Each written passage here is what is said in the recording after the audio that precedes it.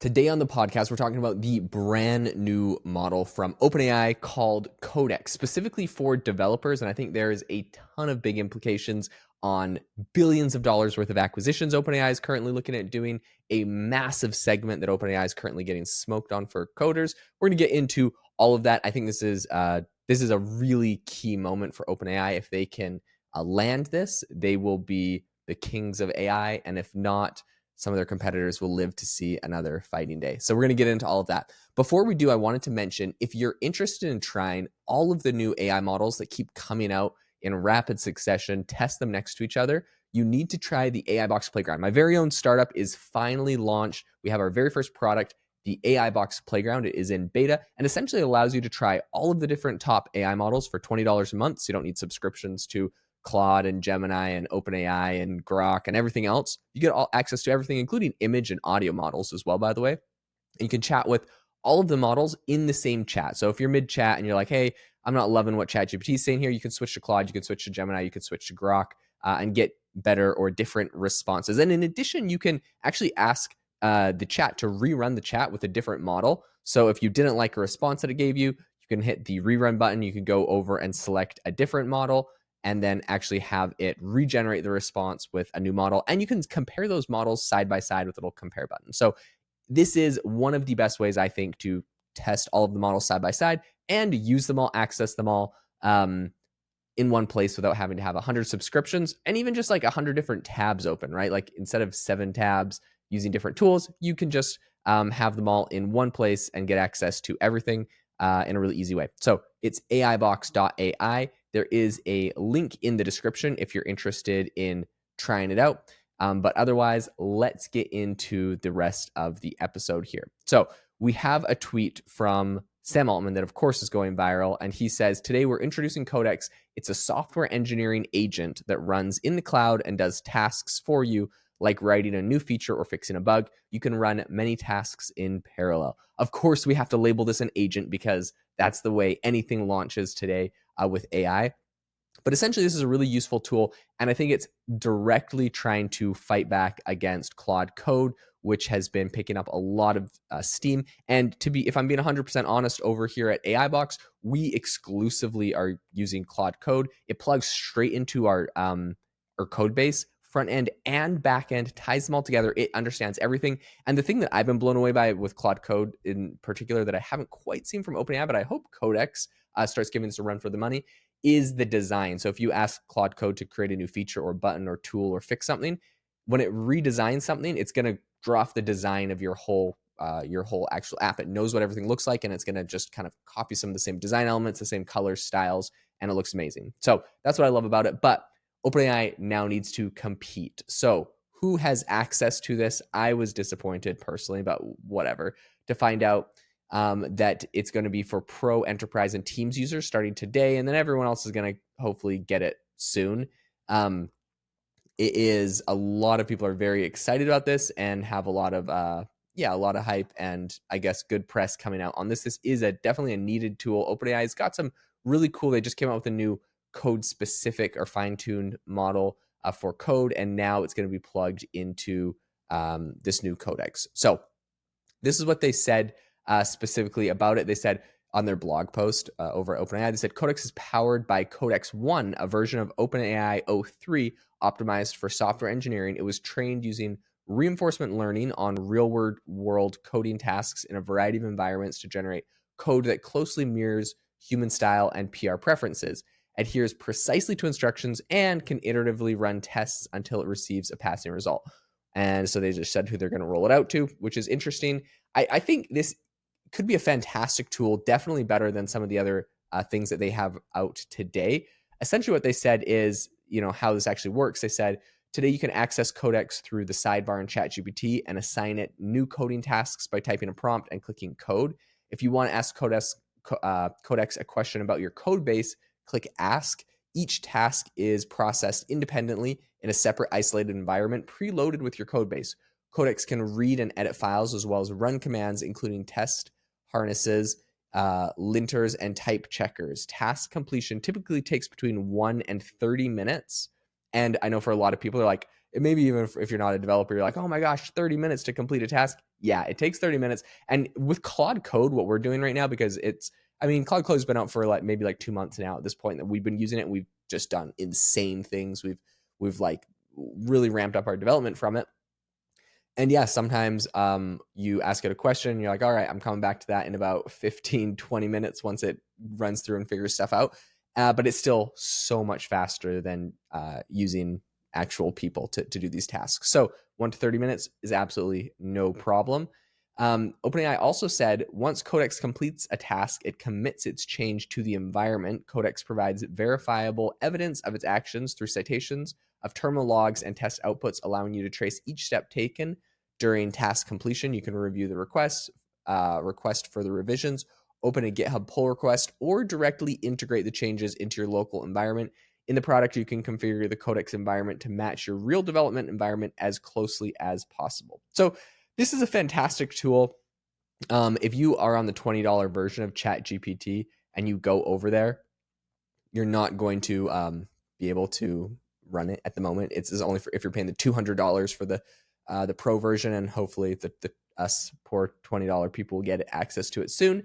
I recently was just playing around on ChatGPT, testing out the coding capabilities. I know they got their new model, so I should run it with that. But I believe just running on their ChatGPT 4.0, I asked it, "Hey, can I use Codex?" It's like, "Yeah, just ask us to write some code," and it had an example of some request I could ask. So I said, write a Python script that scrapes headlines from a news site or convert this JavaScript function to TypeScript. I did that, and I just put that in as a prompt, which now I'm realizing is actually 2 different prompts. But it wrote some code it said, here's a simple script using requests and beautiful soup to scrape headlines from the BBC News front page. It gave me some code, and it opens up the code inside of OpenAI's Canvas, which looks great. And it has a button. If you run the code, of course, it crashes, and I'm assuming this is because it's referencing a library, Beautiful Soup, which I'm assuming it doesn't actually have access to. So in any case, it's not perfect today. I think for a lot of people like myself, I'm not a technical co-founder. I'm not a technical developer. And so when I try to go do vibe coding, yes, I'm sure I could figure this out. I basically understand the issue here. I could go watch some YouTube tutorials. I could kind of get into the weeds and try to vibe code some sort of cool app. But at the end of the day, it's a little bit above, I think, a lot of people that are non-developers. Like I don't understand or can't pull this off instantly. I'd have to watch a bunch of YouTube tutorials. So all I'm saying is these coding tools are fantastic. They're amazing for developers. We're still not at a place where OpenAI is making, no code tools. You tell it to do something and it vibe codes it for you. You still kind of have to know what you're doing and watch some videos when you're using OpenAI. Now, there are other tools that are doing much better at this. Lovable, there's a couple other players that are doing more of the no code. You still got to know a little bit of what you're actually doing. But in any case, just wanted to bring that up. Okay, if you go over to Codex to try to get into what they're doing as far as the AI agent side of things, I'm quite impressed and very interested. So they say Codex can be guided by agents.md files, which is, they said, these can be placed within your repository. These are text files similar to README, when you can inform Codex how to navigate your code base, which commands to run for testing, and how best to adhere to your project standard practices. Like human developers, Codex agents perform best when provided with configured dev environments, reliable testing setups, and clear documentation.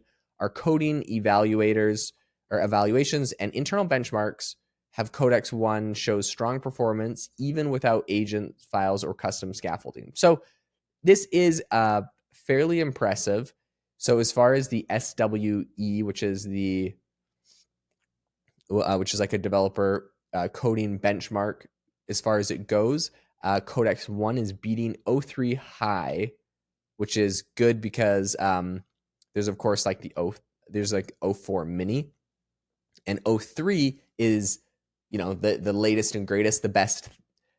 I guess it was the best of the O3 models. Now we're on O4, unless that's I have that backwards. But in any case, this is their high model, so they're giving it the most compute, the most intelligence, and Codex 1 is beating it. Now, the one thing I will say is it's not like completely smoking it. It's not like Codex 1 is 1,000 times better than O3 High, but it is better. So it is the best. That's important to know. And of course, they've got all these cool things like integrating with agents that are important. They said 23 SWE bench verified samples that were not runnable on our internal infrastructure were excluded. So pretty much they're saying how they actually got these results. Codex 1 was tested at a maximum context length of 192,000 tokens and medium reasoning effort, which is a setting that will be available in product today. For details on the O3 evaluations, they have a whole website where you can go see that. So their goal here is that you're able to build safe and trustworthy agents, pretty much. This is technically a research preview, right? So this isn't, they're not saying this is a full release. They kind of do this for everything nowadays. I think the newest 4.5 model is a research preview. And they're just saying like, yeah, it's a research preview so that if it does anything crazy or goes off the rails, like, no, it's a research preview. Like we weren't fully rolled out yet. Now it's they're not going to put the official stamp of like, this is our official best model that's fully out there until they see if it has any like crazy bugs or quirks. I do think that's really funny, because other than calling it a research preview, there's not a ton of differences, except it's not bad PR if it goes crazy. Pretty much, they say they're prioritizing security and transparency when designing Codex so users can verify its outputs, a safeguard that grows increasingly more important as AI models handle more complex coding tasks independently. So really, I mean, this is important. You need to know what it's actually doing in your code base. You don't want it to mess anything up that's super big. And then, all of a sudden you're like, oh crap, what did it do? They say that their primary goal was, when they were training this, was to align the outputs really closely with human coding preferences and standards. So it's much better at that. It's really quite impressive. They compared a lot to O3, and it is better than O3. So they also have a whole section about how they're going to prevent abuse of this. Bad actors aren't going to be using it. At the end of the day, I think there's enough open source models with Llama that if bad actors are going to be using, AI and coding tools, it's going to happen. So I'm less concerned about kind of what they're doing there, but maybe that's just me.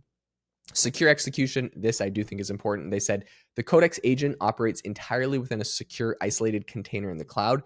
During task execution, internet access is disabled, limiting the agent's interaction solely to the code, explicitly provided via GitHub repositories and pre-installed dependencies configured by the user via a setup script.